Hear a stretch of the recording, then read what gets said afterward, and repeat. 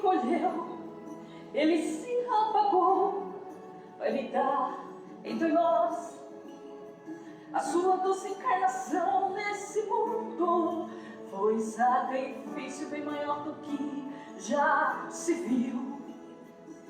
Já era o mestre da luz, o arcanjo que recebeu diretamente do Pai o comando espiritual do planeta. Sasaquima, bem antes do Monte Sinai, das ovelhas a ele confiadas, o Pai não quer que se perca ninguém.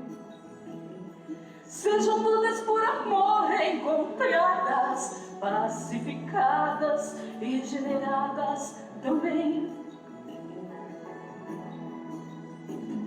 Sim, o boizinho nasceu, carpinteiro cresceu, que amoroso rapaz se perdeu do pai José e mãe Maria. Esse pedacinho amoroso rapaz é tão bonito, né? Encontrado no templo, pregando a paz. Montanha acima falou, escutou nossas queixas, nossas dores sentiu e reconciliou o céu com a terra. E do Calvário, mesmo humilhado, pediu: perdoai-os, pois não sabem o que fazem. São tão crianças, ignorantes, não maus. Entregou-se ao Pai e seu Espírito, nos prometendo estar conosco até o final. Quem é Jesus? Ah, quem é Jesus? O médio de Deus, irmão celestial. Serve, Senhor, consolador dos aflitos, prova e conteste da solicitude do Pai. Quem é Jesus? Ah, quem é Jesus? O dissipador das trevas em mim. Todo perdão, renovação, livre-arbítrio, a luz do mundo acesa em meu coração. Oh, oh, oh, oh.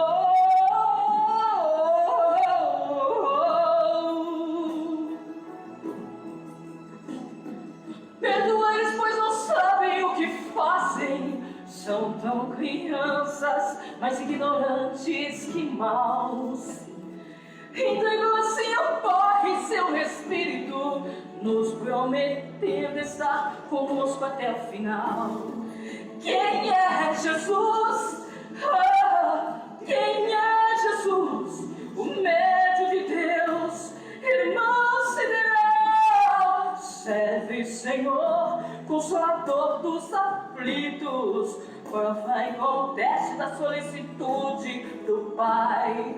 Quem é Jesus? Ah, quem é Jesus? O dissipador das trevas em mim. Todo perdão, renovação, livre-arbítrio, a luz do mundo acesa em meu coração. Oh, oh, oh.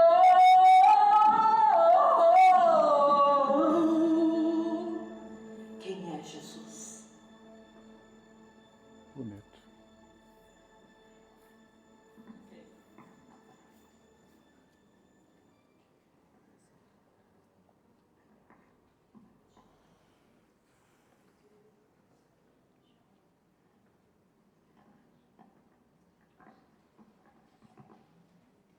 É muito bonito essa música. Boa noite a todos. Aos presentes. Não, pode deixar que eu ponho na hora que for. A todos que nos acompanham Quando você sobe no palco, pelas divulgações das nossas redes sociais.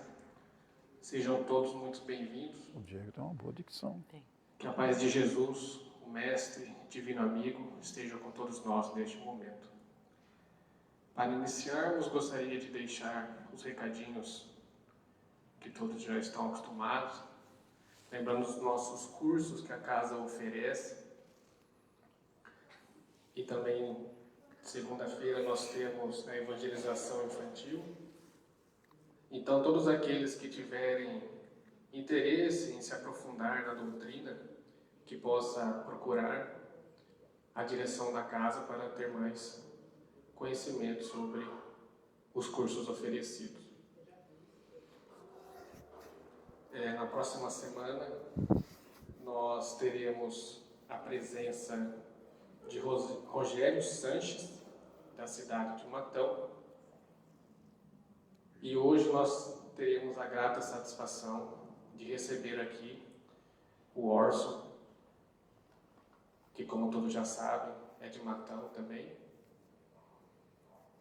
E é um amigo, é um grande divulgador da doutrina espírita. Tem diversos livros produzidos, diversas palestras pela região, pelo país e pelo mundo. E hoje falará conosco com o tema Fonte Inesgotável de Conhecimento. Mas antes de passar a palavra para o Orson, gostaria de convidar todos para a nossa oração inicial.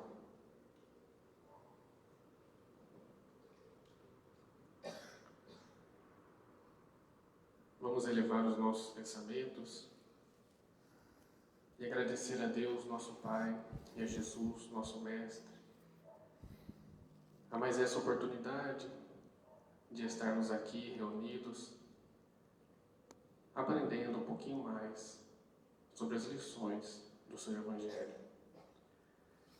Que essas lições sejam para nós a base do nosso crescimento espiritual e que elas calem fundo em nossos corações, nos ajudando e ajudando a todos que nos cercam. Que assim seja. Orson. Então, vamos lá. Obrigado, Diego. Rapaz, você está com uma dicção excelente.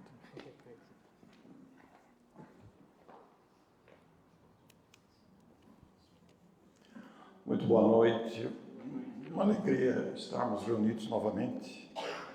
Esta música belíssima de Carlinhos Conceição, Quem é Jesus, realmente sensibiliza a todos nós, porque este ser sublime que conduz a vida humana deve receber de todos nós sentimentos de muita gratidão pelo que significa para a humanidade. Nós ainda não temos dimensão desta presença tão ativa, desta presença, vou repetir a palavra, tão presente, porque a sua providência, o seu carinho para conosco, seus cuidados para com a humanidade extrapolam a dimensão da nossa compreensão. Entre elas, as providências, está a doutrina espírita. Então nós queremos saudar a vocês todos com o nosso calor humano, com a nossa gratidão, nosso entusiasmo por esta doutrina incomparável. Cada vez eu me entusiasmo mais com as descobertas que vou fazendo, apesar de ter nascido em família espírita e muito habituado com os textos, com os estudos, com as leituras. Mas quanto mais a gente vai lendo, vai estudando, mais a gente vai se encantando com esta lógica. Por isso o título aí, Fonte Inesgotável. É inesgotável mesmo. Quanto mais você tira, mais você tem conteúdos a pesquisar, a procurar, a compreender, a alcançar. Por isso foi muito sábio o nosso Sócrates. Sei que nada sei. Porque é isso que significa para nós a dimensão da grandeza de Deus. Chico Xavier, certa vez, recebeu um comunicado de Emmanuel que ele ia se ausentar por algum tempo. E o Chico perguntou: onde o senhor vai? Porque veio um substituto no lugar de Emmanuel, me parece que durante 15 dias, alguma coisa assim. E ele disse: vou fazer um curso de Evangelho. Imaginem vocês, nós estamos aqui habituados a estudar o Evangelho, esclarecido, ampliado pela visão espírita, e Emmanuel vai fazer um curso de Evangelho. Isso nos leva a pensar que tudo está escrito, Mas nós temos que aprofundar o conhecimento. Porque além da letra, que ali está exposta, escrita, há muito mais a ser descoberto. Tanto no Evangelho, nas afirmações de Jesus, nas suas promessas, nos seus ensinos, como no próprio conteúdo do Espiritismo. O Espiritismo surgiu com o Livro dos Espíritos lá em 1857. E a partir desses quase 2 séculos, essas 5 obras principais inspiraram uma literatura abundante. Mas quanto mais você estuda, quanto mais você aprofunda a pesquisa, mais você descobre. Quer dizer, é uma fonte que não se esgota nunca. O conhecimento se amplia. E Emmanuel, que foi fazer o curso de Evangelho, que se ausentou de Chico por algum tempo, pode ser considerado hoje o maior intérprete do Evangelho que nós temos conhecimento, dada a sua versatilidade, a sua capacidade de síntese, de análise e de aprofundamento. E isso acontece também com o Espiritismo, né? O nosso Kardec é um gênio, Ainda será reconhecido no futuro como benfeitor da humanidade, porque a sua obra, didaticamente considerada, ela oferece a qualquer pesquisador, a qualquer estudioso que se propõe a estudar, um universo sem fim de conhecimento, sem fim. Não dá tempo numa encarnação só. Por mais que você estude, é infinito, dada a infinitude da própria obra de Deus. Então, quando pensamos nas obras básicas, composta dos 5 livros principais, né? O Livro dos Espíritos, em 1857, o Livro dos Médios, em 1861, o Evangelho, em 1864, o Céu e o Inferno, em 1865, e a Gênese, em 1868. Nós vemos aí um manancial para estudar essa vida inteira e muitas outras. Porque não é produto da imaginação, não é uma criação mental de alguém que ficou pensando numa teoria. Nós temos aqui uma síntese das leis divinas, expressa em textos didáticos, estudados, pensados e não inventados, não imaginados. É que Kardec foi um instrumento para organizar isso, mas ele não fez só isso, né? Ele produziu também muitas outras coisas. Então nós fizemos aqui, numa abordagem compacta, naturalmente, né? Porque como é uma coisa que não tem fim, seria muita pretensão querer esgotar o assunto numa abordagem de 40, 45 minutos. Mas nós reunimos aqui uma frase ou um ensino de cada um desses livros. Ora, cada livro desse, ele abre um universo. E se cada pessoa adentrar um parágrafo, de qualquer capítulo, qualquer pessoa, se debruçar sobre determinado parágrafo, o mesmo parágrafo, se eu der o mesmo parágrafo para cada um de nós aqui, cada um de nós terá um ângulo diferente. Cada um de nós vai ter a sua interpretação pessoal, oriunda naturalmente da maneira como entende, como compreendeu e da largueza de visão que possamos ter ou não. Então eu selecionei de cada um desses livros uma frase ou um parágrafo para vermos a dimensão do que é isso. Vejam só, em O Livro dos Espíritos, na introdução, só na introdução, nem vou nas perguntas, no item 6º da introdução, os próprios seres que se comunicam se designam a si mesmos, pelo nome de Espíritos. Não foi Kardec que deu, somos Espíritos. Eles mesmos disseram, nós somos os Espíritos. Quando começou todo aquele trabalho de pesquisa. Bom, só aí já abre um patamar enorme de pesquisar como é que Kardec chegou a isso. Porque vai falar das mesas girantes, vai falar dos fenômenos provocados, o método de pesquisa que Kardec utilizou, como é que ele se comunicava, como é que chegava a ele, porque ele não era um médium, os espíritos não se manifestavam através dele. Ele observou os fenômenos produzidos de forma diferenciada, muito diferente. Então ele foi pesquisar, e os próprios seres que se comunicam invisíveis, ao nosso olhar comum, se deram o nome de espíritos. Depois, os espíritos, no mesmo item, veja que nós estamos falando de um único item. Esse item, por si só, ele tem lá diversos parágrafos. Os espíritos pertencem a diferentes classes e não são iguais, nem em poder, nem em inteligência, nem em saber, nem em moralidade. Olha que universo isso aqui abre. A introdução do Livro dos Espíritos tem 17 itens, só a introdução. E eu quero recomendar para vocês, com muito entusiasmo, para que voltem a ler a introdução do Livro dos Espíritos. Eu vivo mergulhado nas introduções, eu adoro ver o pensamento lógico, crítico, lúcido de Allan Kardec. Como ele leva você a raciocinar com ele. E a introdução tem 17 itens dele, de autoria dele, o codificador, não é dos Espíritos. Ele elaborou a introdução baseado naquilo que ele pôde colher. E entre as suas conclusões está isso aqui, ó. Os espíritos não são iguais. Claro que não. Por que não são iguais?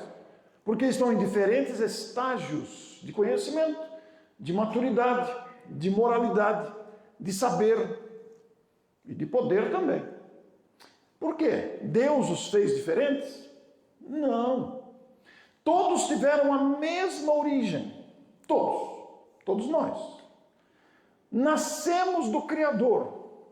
Somos filhos do Criador. Como é que isso começou? A gente não sabe. Ainda não dá para saber. Vai chegar o tempo que vamos saber. Mas por enquanto escapa a nossa capacidade. Como é que Deus criou? Eu já dei esse exemplo aqui muitas vezes. Deus fez assim, soprou e saiu o Álvaro? Não. Deus não sopra em lugar nenhum. Deus já criou o vento para soprar. Não é? Deus não tem pulmão, não tem boca, não tem dente, não tem corpo. Esse corpo, essa formatação do corpo é uma necessidade nossa. Como é que ele criou, a gente vai saber mais adiante. Mas os espíritos estão em diferentes classes de saber, moralidade, inteligência, porque eles viveram experiências diferentes e são também de idades diferentes. Alguns foram criados antes que nós. E outros ainda estão sendo criados. Deus não para de criar. Por isso que os cientistas estão abismados com aquilo que a gente chama de infinito do universo. Não tem fim o universo. Então você pega um estádio de futebol, por exemplo, eles falam lá, tem 60 mil pessoas no estádio. Cada um daqueles 60 mil é uma criatura de Deus que tem uma tarefa a desenvolver. Mas onde que Deus vai colocar tanta gente assim? Ora, o universo é infinito. Por enquanto estamos reunidos aqui, aprendendo uns com os outros, né? Mas todos temos tarefas imensas pela frente a desenvolver. E então os espíritos não são iguais. Olha, só a gente prestar atenção nisso daqui, a gente já se previne, fica vacinado para não ser enganado pelos espíritos. Porque se eles não são iguais em moralidade, tem espírito que conta mentira. Tem espírito que quer enganar, quer tirar proveito. Tem espírito mentiroso, chantagista, vingativo. Tem espírito bom? É claro que tem. Tem espírito sábio? Também tem. Tem espírito que quer ajudar? Tem. Tem espírito que quer atrapalhar? Também tem. Como nós aqui no mundo. Por quê? Este mundo é uma morada de espíritos ainda tropeçantes. Espíritos que ainda tropeçam em si mesmos. Por isso que o mundo está essa confusão. Nós somos espíritos ainda imaturos. Somos crianças espirituais. Mas como diz a música, né? A belíssima letra do Carlinhos Conceição, este Jesus, que já alcançou a perfeição relativa, tem a responsabilidade de cuidar de nós. E ao cuidar de nós, compreende a nossa infantilidade. Somos crianças, espiritualmente falando. Mas, vejam, Só isso aqui dá um congresso, só para discutir isso aqui. Imagina a quantidade de espíritos. Eu citei Sócrates aqui no começo da minha abordagem. Sócrates é um espírito mais elevado que a humanidade. Veio de um outro planeta mais elevado para ajudar a Terra, entre tantos outros, que aqui continuam vindo. Mas vamos ver o seguinte, depois do Livro dos Espíritos, veio, vou ler aqui, o Livro dos Médiuns. Isso, o Livro dos Médiuns. Aqui está o maior tratado já escrito sobre a mediunidade. E vamos repetir, que não é a invenção do Espiritismo, não é a imaginação de Allan Kardec, é um atributo humano, independente da idade, do sexo, da raça, da nacionalidade e da religião. Os médiuns somos todos nós, cada um com seu jeito diferente de perceber o mundo espiritual. Eu e Leire, por exemplo, que somos de família espírita desde a infância, não somos médiuns ostensivos. Eu não sinto nada, não vejo nada, não escuto nada. Mas todos nós temos variados graus de percepção. Então, digamos que um tipo de mediunidade é a mediunidade mental. É a intuição que a gente vai desenvolvendo com o tempo. Vai desenvolvendo. A intuição é uma capacidade de percepção também. Mas existem médiuns que nem sabem que são médiuns. Existem médiuns naturais, espontâneos, em todos os lugares, em todas as crenças. No Espiritismo, nós estudamos a mediunidade para entender como é que funciona isso, como é que deve ser usada, para que serve. De que forma se percebe? Porque não existem duas percepções iguais. Não existem dois médiuns iguais. Então, nós temos aqui o maior tratado sobre isso. E lá na introdução do livro, primeiro parágrafo, primeira coisa que ele escreveu: a experiência nos confirma todos os dias que as dificuldades e decepções que se encontram na prática do Espiritismo tem sua fonte na ignorância dos princípios dessa ciência. Olha que profundidade isso, gente. A experiência confirma que as dificuldades e decepções... Quais são as dificuldades? São muitas. Muitas. Tem gente que... Será que sou eu que estou escutando? Estou ficando louco? Por que eu tenho arrepio? Já fez exame de dengue? Às vezes o arrepio é da dengue. É da gripe. Mas eu vejo vultos, já foi no oculista, às vezes está começando a catarata. Não é mediunidade, não. Então, quais são as dificuldades? Eu sinto uma coisa que eu não entendo. É meu ou é de um espírito que está tentando se comunicar? Aquela dor de cabeça que eu tenho, aquele tremor de frio, as vozes, os pesadelos, são dificuldades. Nós vivemos num mundo interativo. Hoje nós já entendemos isso mais amplamente com a adesão, com o surgimento, o advento do Wi-Fi, da internet, as ondas. Nesse salão existem ondas de rádio, FM, de TV aberta e fechada. Se nós conectarmos aqui os aparelhos, pega. A mediunidade também é assim. Então, existem dificuldades de treinar, de educar a mediunidade. Tem médiuns que ficam descontrolados, rola no chão, se joga, fala palavrão, fica tomado. São dificuldades.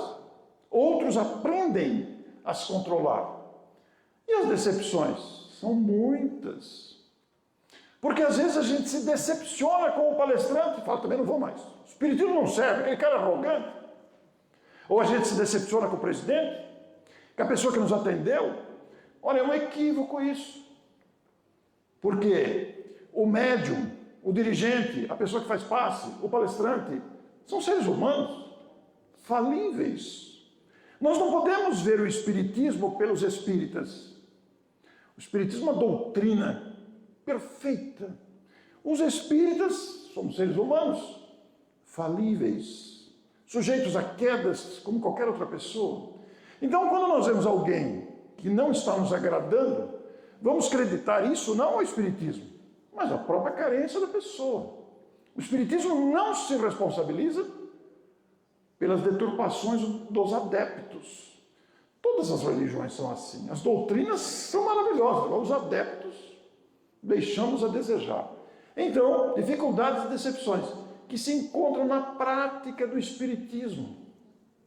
O que é prática espírita? É conversar com o Espírito? Não. Também é. A prática do Espiritismo está em toda a atividade que a gente faz inspirada pelo Espiritismo. Nós estamos agora aqui numa prática espírita. O passe, a água fluidificada, o atendimento fraterno, a distribuição de cestas de alimentos, o atendimento a pessoas com carência de todo tipo, é uma prática espírita. E o diálogo com os espíritos também. Então, as dificuldades e decepções que se encontram na prática do Espiritismo têm sua fonte na ignorância, não é no sentido pejorativo, mas na falta de conhecimento dos princípios desta ciência. Veja, o Espiritismo é uma ciência.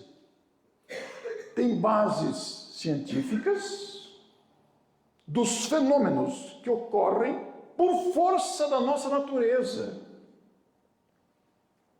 e da comunicação com os espíritos.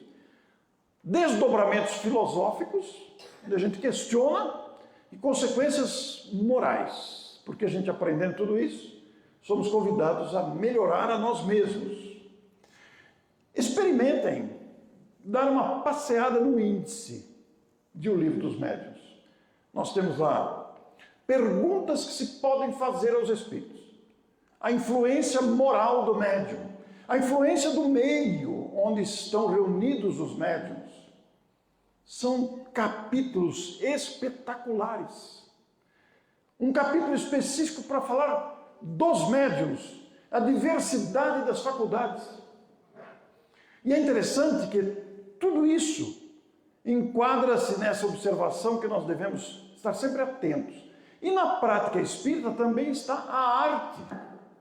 Quando vemos a Alessandra e a Neuza cantar aqui, ou o Maurício lá e a Regiane lá no nosso lar, é uma prática espírita. A arte sensibiliza. Muitos grupos espíritas pelo país se inspiram nisso tudo para produzir arte teatral, musical, entre outras. E tem um grupo cancioneiro espírita que produziu uma música em homenagem a este livro. A Neuza vai cantar para a gente.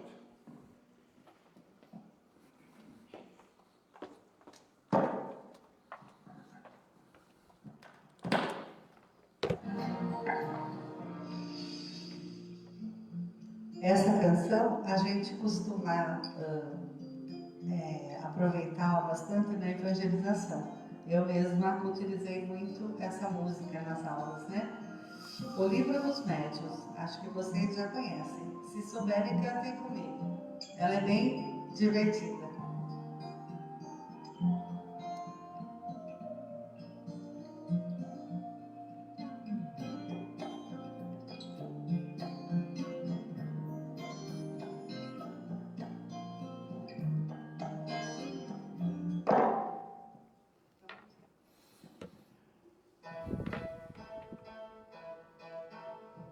Toc, toc, toc, toc, toc. Toc, toc, toc, toc, toc. Pelas batidas as paredes falaram. E na Europa até as mesas giraram. Pra lá e pra cá. Tá bom. Apontando as letras do alfabeto. Ora no chão, ora no alto, no teto. Formando frases, respondendo as questões. Quem é que estava por trás disso? Alguém se preocupou com isso e começou as suas investigações. E descobriu que aquele jeito esquisito foi a maneira que então os espíritos usaram para chamar sua atenção.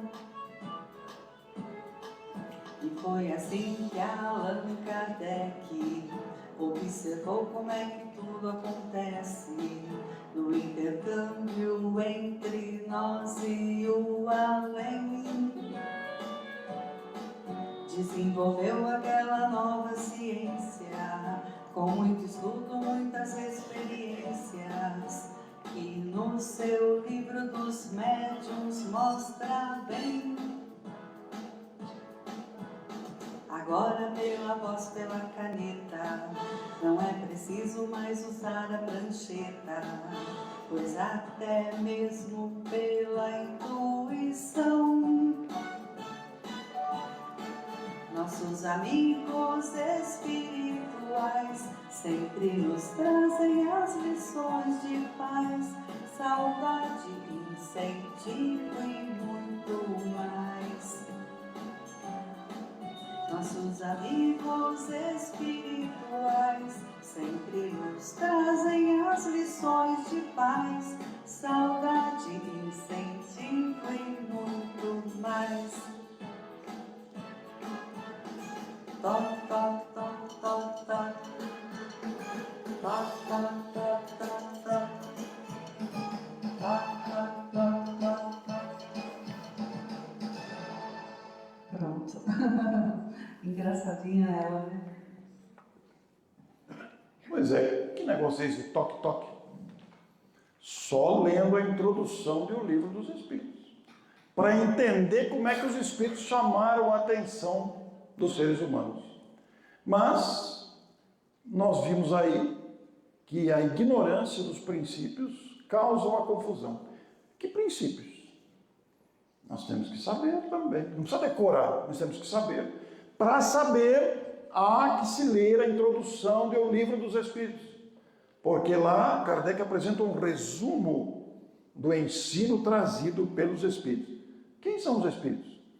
Nós mesmos. Só que existem Espíritos que já alcançaram um nível de sabedoria muito alto. E existem outros que estão aprendendo. Aqueles que estão altamente categorizados do ponto de vista intelectual e moral se tornam instrutores daqueles que são aprendizes. Os aprendizes somos nós. Mas depois do Livro dos Médiuns veio o Evangelho segundo o Espiritismo. Esta obra estuda as lições de Jesus à luz do Espiritismo.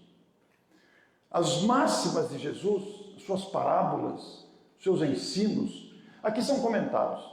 Eu fui buscar lá no capítulo 27. Tem muita coisa nesse livro. Tem ensinamentos de abundância. Tem pérolas nas entrelinhas. Há descobertas a serem feitas constantemente nessa obra incomparável, a mais lida, a mais divulgada, a mais estudada. E lá no capítulo 27, item 11, pela prece. A prece é aquilo que Jesus ensinou, a orar, a concentrar-se, a adentrar-se dentro do coração e dirigir-se a Deus, ou a Jesus, ou aos bons espíritos. Pela prece, obtém o homem o concurso dos bons espíritos, que acorrem a sustentá-lo em suas boas resoluções e a inspirar-lhe ideias sãs. Ele adquire, através da prece, desse modo, a força moral necessária a vencer as dificuldades e a volver ao caminho reto, se desse se afastou. Veja que trecho simples, curtinho. Vejam quanto conteúdo há nesse parágrafo. Quanta coisa pode ser extraída, nós que muitas vezes perdemos a paciência, nos irritamos, nos desesperamos. Eis uma lição simples, está lá no Evangelho, está escrito. Mas esse é apenas um dos textos. E o Evangelho está cheio dessas orientações em todas as direções, aqui específica sobre a prece. Então, não é um livro, não são livros para a gente ler uma vez só. Ah, já li o Livro dos Espíritos. Ah, já li o Livro dos Médiuns. Ah, já li o Evangelho. Não, é de consulta permanente. Permanente. Não precisa ficar lendo inteiro, mas sempre busque, sempre pesquise, aprofunde, abra as páginas, vá lá, porque sempre nós vamos encontrar novas luzes. Sempre vamos encontrar ângulos que não tínhamos percebido antes. E só o tempo faz isso. Não tem outro recurso, não adianta, só o tempo faz isso. A gente vai descobrindo essas pérolas que estão à disposição. Depois veio o Céu e o Inferno. Essa obra está fazendo 160 anos em 2025. E neste Céu e Inferno, a Kardec analisa a questão do céu e do inferno, que sempre foi uma preocupação, né? Não existe o céu.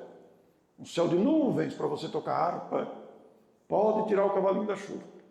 Não existe uma nuvem para você sentar e ficar tocando harpa. Você toca harpa 3 dias, já até falei isso aqui já. No 4º dia, você fala, não tem coisa melhor para fazer, não. Você fica lá sentado e vendo os outros bater a cabeça aqui embaixo, sofrimento, todo jeito. Também não existe o inferno. Um caldeirão fervente, põe o sujeito lá dentro, põe umas batatas, batata vai por minha conta, porque eu adoro batata. E um sujeito lá cutucando você eternamente. Tem cabimento um negócio desse? Não tem nenhum cabimento um negócio desse. Não tem lógica. Não tem bom senso nisso. São historinhas infantis do passado que era para amedrontar mesmo, para dominar. Mas hoje a gente já entende com o Espiritismo que o céu e o inferno são estados de consciência.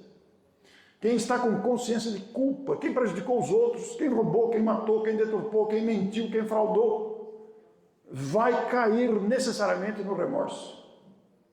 Vai cair no arrependimento. Quando a ficha cair, aí vem um inferno consciencial. Agora, quem cumpriu o seu dever, fez o melhor ao seu alcance, está no céu interior. O céu e o inferno é isso. Todo dia morre gente. Para onde vai essa gente? Volta para o plano espiritual. Como é que estarão no mundo espiritual? Depende de como foi o seu comportamento moral. Todo dia nasce gente. De onde vem essa gente? Veio do mundo espiritual, desejando reabilitar-se perante si mesmo. E Kardec coloca um documento precioso nesse livro, que é o Código Penal. Nós temos o Código Penal brasileiro, por exemplo, né? Mas aqui é da vida futura. Documento preciosíssimo, elaborado pelo codificador, em função dos exemplos que ele colheu, dos espíritos que se apresentaram e conversaram com ele. Espíritos de um grande sofrimento ou espíritos felizes, emocionados, agradecidos, espíritos rebeldes, endurecidos no coração. E Kardec teve a oportunidade de colocar essas comunicações no livro, na segunda parte. E aí, com base nesses depoimentos, ele elaborou o Código Penal da Vida Futura. Depois, pulei aqui, vem a Gênese. A Gênese é de 1868, é o último livro da série, dos 5. E olha o que nós fomos buscar no capítulo 1, o item 56, Caracteres da Revelação Espírita. Leiam esse capítulo. Vocês vão ficar de boca aberta. Quantas vezes eu já li, e cada vez que eu leio, eu fico com a boca ficando cada vez maior. Porque é impressionante a clareza, a didática, a lógica, o raciocínio do codificador para escrever esse capítulo aqui. Por que o Espiritismo é uma revelação? Por quê? Nós vamos entender aqui. E ele leva esse raciocínio. Lá no capítulo 1, os Espíritos não ensinam outra moral senão a do Cristo, pela razão de que não há outra melhor. E nós vemos muita gente dizer que o Espiritismo não segue o Cristo. Né? A gente escuta isso toda hora. Pessoas não conhecem isso. O Kardec escreveu isso aqui em 1868. Os Espíritos, os bons Espíritos, não ensinam outra moral senão a do Cristo, pela razão de que não há outra melhor. Olha que coisa interessante. Não existe uma outra moral senão a moral cristã, o Evangelho trazido pelo Cristo. E eu descobri um texto por esses dias, até já escrevi um artigo, está agendado para ser publicado domingo no meu blog, de Emmanuel. O texto é de aproximadamente 1947. Foi publicado, foi escrito após a Segunda Guerra, após o término da Segunda Guerra. Esse texto ficou guardado e foi adicionado num livro lançado em 1990. O texto ficou guardado por 40 anos. E esse texto se chama Convulsões do Século XX. E Emmanuel se refere aos horrores da guerra, das 2 guerras mundiais, na época, né? E se refere, cai no campo político. E ele diz que ou o homem espiritualiza a política, ou só teremos o caos. Parece que foi escrito hoje. É o caos político do planeta que aí está. Ou, Emmanuel escreveu isso em 1947, ou o homem espiritualiza a política, ou ficará no caos. Vejam, porque o Evangelho do Cristo, qual é a síntese do Evangelho? Amarás a Deus sobre todas as coisas e ao próximo como a ti mesmo. E nós não estamos fazendo isso ainda. Nós ainda estamos capengando. Ainda não exercemos essa fraternidade que o Cristo veio ensinar. Por isso, os dramas da atualidade. E vejam que citação importante. Mas Kardec não ficou só nisso. Ele publicou ainda a Revista Espírita, de 1858 a 1868. Aqui era mensal, depois foram reunidas em um livro de cada ano, né? De cada ano. E aqui está um laboratório de Allan Kardec. Aquilo que ele aguardava o tempo, que o tempo daria sanção, aprovaria aquelas pesquisas, ele pôs aqui, não pôs na codificação. Ele pôs na codificação o que era definitivo. Aqui estão as experiências que o tempo avaliaria ainda. Mas a riqueza que está aqui é grandiosa. São casos e casos que ele conta, experiências, cartas que ele recebia, críticas dos jornalistas, respostas que ele dava. Está tudo aí. É um tesouro a ser descoberto. E não poderíamos deixar de citar o que é o Espiritismo, Viagem Espírita em 1862 e a Obsessão. Aqui estão outras 3 pérolas. Gente, tem material para estudar que não acaba mais. Não vai dar tempo nessa encarnação, me perdoe. Mas pelo menos tenhamos o hábito de pesquisar, de buscar pelo menos um parágrafo por dia. Se não der por um dia, um parágrafo por semana. Mas não percamos esse hábito de continuamente buscar esses conteúdos que tanto nos auxiliam. E por falar em estudo e pesquisa, a Maruísa Baio, que já esteve aqui, de Limeira, nós estamos gravando episódios sobre um profundo estudo que ela está fazendo sobre as bem-aventuranças. A série se chama As Bem-aventuranças e Suas Virtudes. Então ela pega as traduções do Severino Celestino, que é um especialista em hebraico, é um especialista naquelas línguas mortas daquele tempo, e traz a tradução para o grego, do grego para o português, do hebraico para o português, e produziu um trabalho belíssimo. Eu estou encantado de gravar com a Maruísa. São episódios de 20 minutos, já estrearam, estão disponíveis aqui no canal Agenda Espírita Brasil.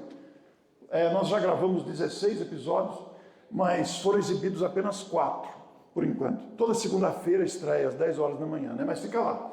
Nesse canal, se vocês quiserem ficar entusiasmados ainda mais, vejam esse estudo que a Maruísa está fazendo comigo. O mérito é todo dela, porque o levantamento é dela, ou eu apenas estou lá para conversar com ela, né? Mas a Maruísa fez um estudo profundo. E nesse estudo, ela coloca todas as parábolas, aliás, as bem-aventuranças, são 9, e as 4 primeiras se encaixam nas possibilidades dos mundos de provas e expiações. As 4 últimas só conquistaremos no mundo de regeneração. Mas existe um corte de linha, uma divisória, uma linha separatória, que é bem-aventurados os misericordiosos. Enquanto a gente não adquirir misericórdia, a gente não está preparado para dar uma subidinha na evolução. É espetacular o raciocínio dela. Ela fez um quadro mostrando que é uma linha divisória, a misericórdia, que é sinônimo de compaixão. É um sinônimo de empatia. Aí a gente vê o quanto que a gente está longe disso ainda. De colocar-se decididamente no lugar do outro. entender a dificuldade alheia. Então, esse estudo está sendo feito nessa direção. Se vocês puderem acompanhar, são episódios curtos, até 20 minutos por episódio, uma vez por semana, e já estão sendo postados. Eu trouxe isso aqui porque é uma fonte inesgotável de conhecimento. Pra vocês terem uma ideia, uma palhinha para encerrar. Nós estamos acostumados com as bem-aventuranças, dizendo assim: bem-aventurados os misericordiosos, porque alcançarão misericórdia. Bem-aventurados os pobres de espírito, porque deles é o reino dos céus. Bem-aventurados os mansos e pacíficos, porque herdarão a terra. Mas nas traduções retiradas da língua original, do hebraico, do grego, etc., Jesus não teria dito bem-aventurados. Jesus teria dito: avante nessa direção. Prossigam assim, mansos, que vocês herdarão a terra. Na tradução para o português, saiu bem-aventurados, ou felizes aqueles que são misericordiosos. Mas na tradução, na fala original, é como se Jesus dissesse: avante na humildade, avante na mansidão, avante na simplicidade. É lindo, gente, de ver. Há uma pequena diferença sutil, mas alarga o pensamento de Jesus. Tudo isso porque estamos diante de uma fonte inesgotável de conhecimento. Quero agradecer imensamente a vocês por esta noite e espero tê-los motivado para também mergulhar os seus olhares 5 minutos por semana em algum parágrafo dos livros da codificação. Peguem lá qualquer um, a Revista Espírita ou os livros da codificação, tirem lá, leiam um parágrafo, medite sobre aquilo. Você vai gradativamente descobrir tesouros que estão à nossa disposição. Já está escrito. Isso que é mais engraçado. Nós é que vamos gradativamente descobrindo.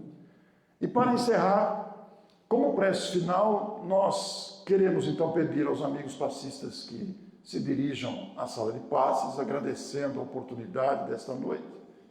E a prece inicial será cantada pela Neuza como prece ao Consolador. Porque o Consolador é a doutrina espírita que consola o nosso coração com a sua lógica, com a sua naturalidade. Então, uma prece, vocês que vão se retirar, vai dar para ouvir também, não se preocupem, né? Mas é uma música belíssima que nós vamos colocar como prece final. Prece ao Consolador. Muito obrigado a todos vocês e até a próxima oportunidade.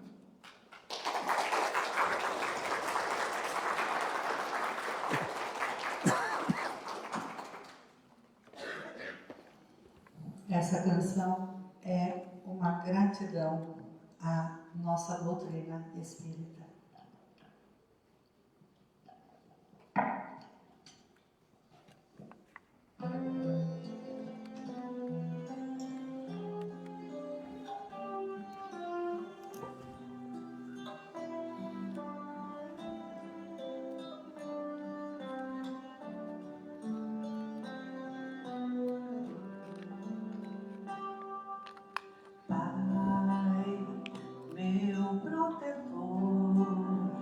Aqui me ponho aos teus pés para lhe falar. Pai, pequeno eu sou, mas seu amor me deu a chance de poder recomeçar. Por isso peço em oração que ilumine meu caminho de cristão, que eu jamais esqueço que eu tenho nas mãos a doutrina da consolação. Pai, meu Criador, bênção maior, tesouro igual nesse lugar não há. Pai, ó meu Senhor, com gratidão lhe peço forças para fazer multiplicar no lar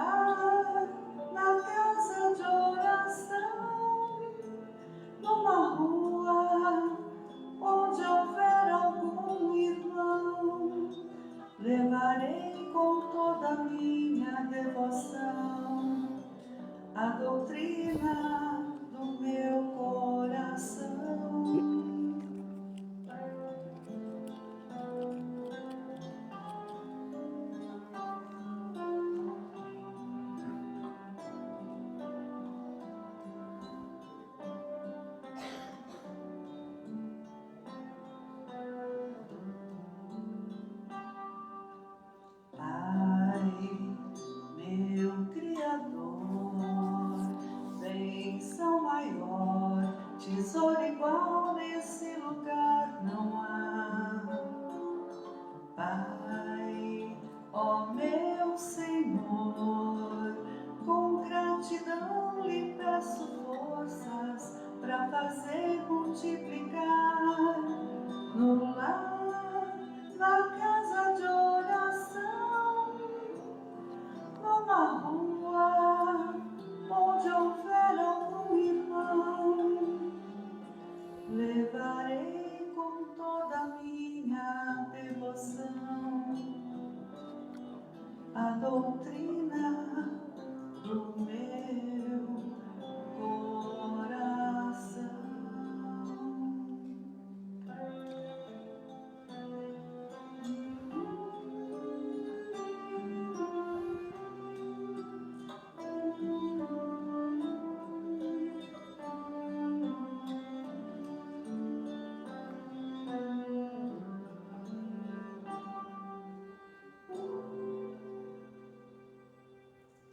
Jesus esteja conosco, que assim seja.